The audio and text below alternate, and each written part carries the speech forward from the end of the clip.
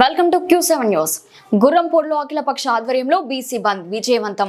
నల్గొండ జిల్లా గుర్రంపోడు మండల కేంద్రంలో శనివారం నిర్వహించిన బీసీ బంద్ కార్యక్రమం విజయవంతమైంది. బీసీల రిజర్వేషన్లు హక్కులు సాధించే వరకు ఉద్యమిస్తామని మూకుమ్మడిగా వారు నినాదించారు.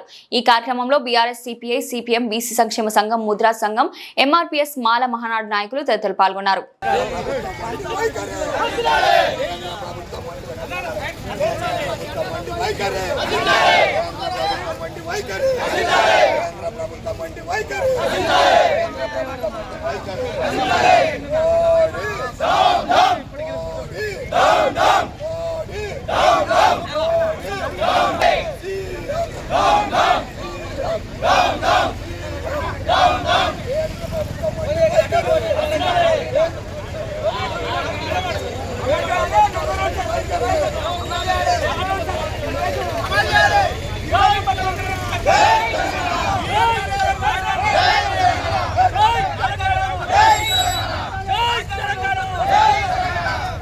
బహుజనుల ఐక్యత, బహుజనుల ఐక్యత.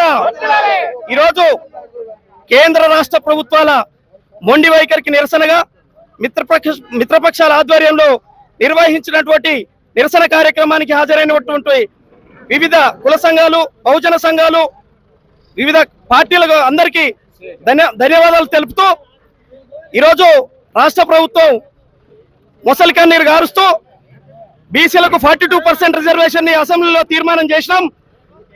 వెంటనే మేము స్థానిక సంస్థల ఎన్నికలకు పోతామని చెప్పి ఒక కుట్రపూరితమైనటువంటి తీర్మానాన్ని చేసి, వాళ్ళకి తెలుసు, రాష్ట్ర ప్రభుత్వానికి తెలుసు ఈ తీర్మానం అమలు కాదు, బీసీలకు 42% రిజర్వేషన్ ఇవ్వలేమని తెలిసి కూడా ఒక మోసపూరిత వైఖరితో స్థానిక సంస్థల ఎలక్షన్లకు అటు ఎలక్షన్ కమిషన్ ని, ఇటు జనాలని, ఇటు పోటీ చేసే అభ్యర్థులందరినీ అయోమయానికి గురి చేసి ఈరోజు రాష్ట్ర ప్రభుత్వం చేసినటువంటి నిర్లక్ష్యమైన తీర్మానం కానీ, హైకోర్టులో పిటిషన్ స్టే వచ్చినా సుప్రీంకోర్టుకు ప్రజలను మభ్యపెట్టే విధంగా సుప్రీంకోర్టుకు పోయి మేమేదో 42% రిజర్వేషన్ సాధిస్తామని చెప్పి సుప్రీంకోర్టులో కూడా చెక్ ఎదురైన పరిస్థితి మనందరం చూసాం.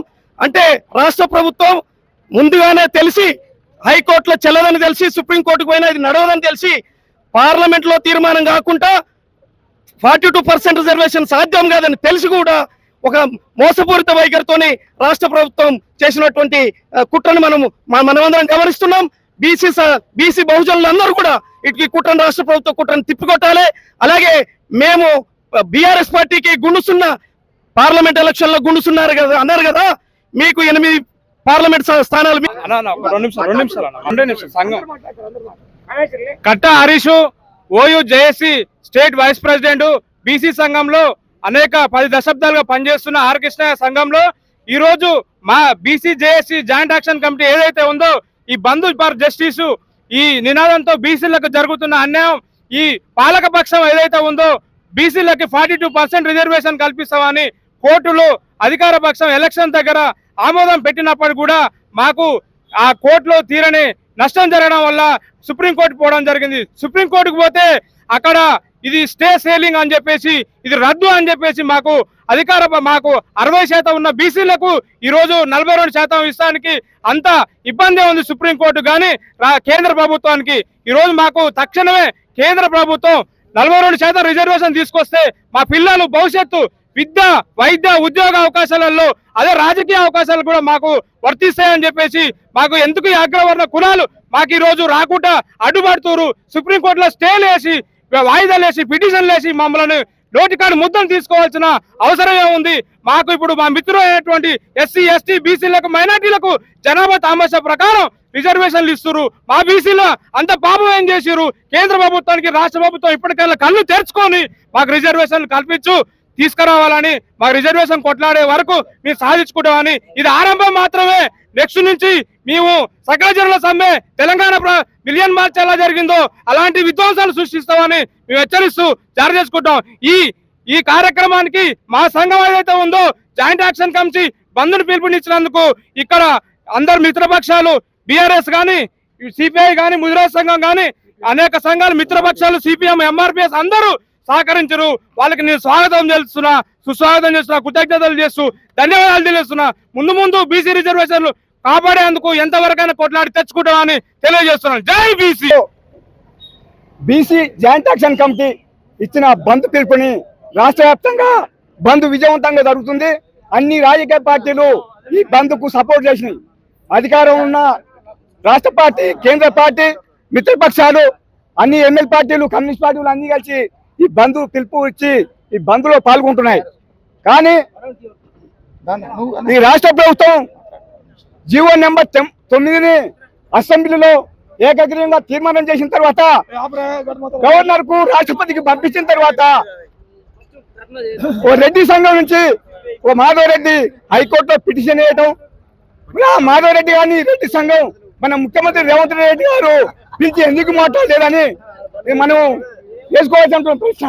ఆ మాధవ్ రెడ్డి సుప్రీంకోర్టు వేసినటువంటి గోపాల్ రెడ్డి ఎందుకు పిలిచి మాట్లాడలేదు?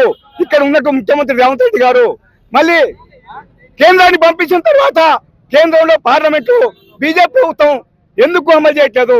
పార్లమెంట్ లో రిజర్వేషన్ అమలు చేస్తే వాళ్ళకు వచ్చే నష్టమే ఉంది. ఈడబ్ల్యూఎస్ రిజర్వేషన్ ఎవరు అడిగారు?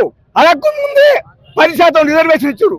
ఈడబ్ల్యూఎస్ రిజర్వేషన్ ఇచ్చిన తర్వాత బీసీలు అంతా గోల చేస్తుంటే బీసీలకు ఎందుకు ఇవ్వరు రిజర్వేషన్?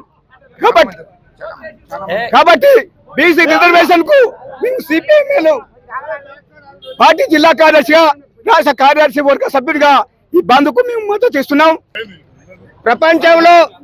ప్రపంచంలో కుల వర్గ సమాజం ఏదన్నా అత్యధికంగా ఉన్నది అంటే ఈ భారతదేశంలోనే ఉన్నది. కాబట్టి మనకు ఆనాటి నుంచి కూడా మనకు అన్యాయం జరుగుతూ ఉంది. మొఘలాయులు కొన్ని సంవత్సరాలు, బ్రిటిష్ వాళ్ళు కొన్ని సంవత్సరాలు, మన దేశ స్వాతంత్రం వచ్చాక మన దేశం వాళ్ళు కూడా మనల్ని ఏలుకుంటా కూడా బీసీలకు, ఎస్సీ ఎస్టీ బీసీ మైనార్టీలకు ఎప్పుడు అన్ని రకాలుగా అన్యాయం చేస్తానే ఉన్నారు. ఏ విధంగా అంటే కాంశీరామ్ గారు ఒక మాట చెప్తారు.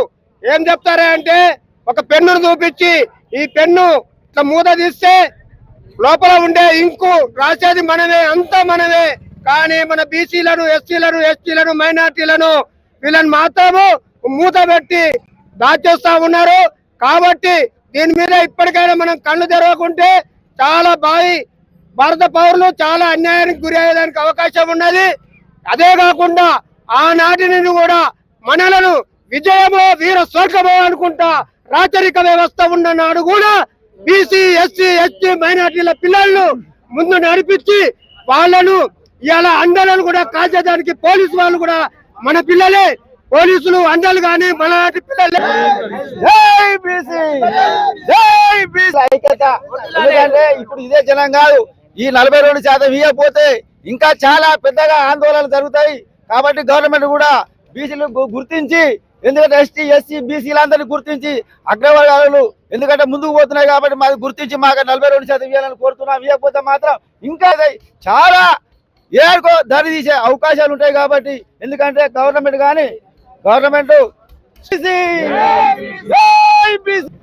ఈనాటి లేదు ఎస్సీ మాకు ఇయ్యాలని ఎంతో ఈ పెద్ద ఎత్తున ధర్నాలు చేస్తున్న కోట్ల కేసు వేసింది రెడ్డి సామాజిక వర్గమే, ఈ గడ్డ మీద కూర్చుంది రెడ్డి సామాజిక వర్గమే. కాబట్టి ఒకసారి బీసీలను దృష్టిలో పెట్టుకొని మాకు వచ్చే రిజర్వేషన్ మాకు తప్పకుండా ఇవ్వాలని, ఇవన్నీ వెడల ఇంకా బీసీ సంఘాలు పెద్ద ఎత్తున రోడెత్తి ధర్నాలు చేస్తూ మీరు మీ సామాజిక వర్గాన్ని చూస్తాని ఈ సందర్భంలో చేస్తూ నాకు ఇచ్చిన అవకాశాన్ని కోరుకుంటున్నాను. జై మాదిగా, జై మందకృష్ణ మాదిగా.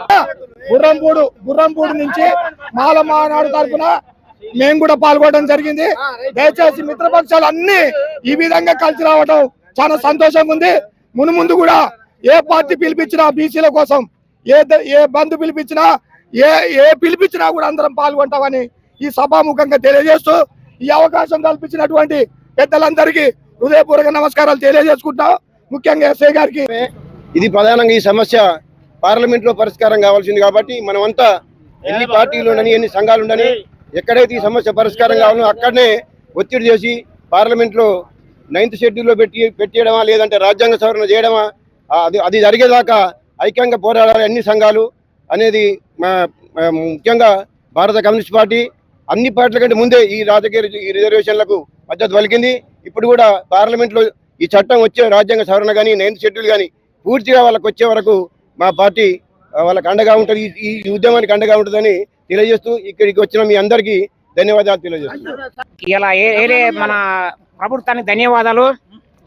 గొంగట్ల రాయి పెట్టి అంగట్లు అమ్మినట్టుగా ఒకటి ప్రభుత్వం రాబోతే ఒక్కొక్క శాతలు అంటే 180 మంది జనాభా లెక్కలు 80 మంది తిప్పి తెంగినట్టు ఒక 20 మంది అని గుర్తుపెట్టుకోవాల్సి మేము కూడా మోటుగా. సరే ఏదేమైనా కానీ ఇలా మేము ఏదో బలిచి రోడ్డు మీదకి రాలేదు, చిన్న అరక్క కూడా రాలేదని గుర్తుపెట్టుకోవాలి. ప్రభుత్వం ఎవరైనా ఏ ప్రభుత్వం సరే కానీ ఇక ఆయన కంటే ఏ న్యాయం అనుకుంటే ఇంక అసలైపోయింది. మరి మేము మన పార్టీలో పేరు చేసి మాకు అక్కర్లేదు. ఏదైనా మోడీ గాడి అంటే ఇద్దరు కలుపుకున్న పనులు చేసింది కాబట్టి 180 మందికి అన్యాయం జరుగుతుంటే మేము చూస్తా ఊకున్న పిచ్చోళం కాము. మేము ఇక్కడ గాజులు పెట్టుకోలేదు, ఏం కాదు. ఏదేమైనా కానీ బాగా అనిపిస్తాం కానీ దీన్ని మేము వదిలిపెడతానికి పరిస్థితి గుర్తుపెట్టుకోవాలి. గుర్రప్పుడు మనం ఎట్టుకోవడం అంటే ఇంకా వెనకబడింది కూడా మేము అప్పుడప్పుడు ఎస్ఐ గారికి మేము అప్పుడప్పుడు చేస్తుండే, అలా రోడ్లు కూడా సాఫ్ చేపిస్తుండు. అది కూడా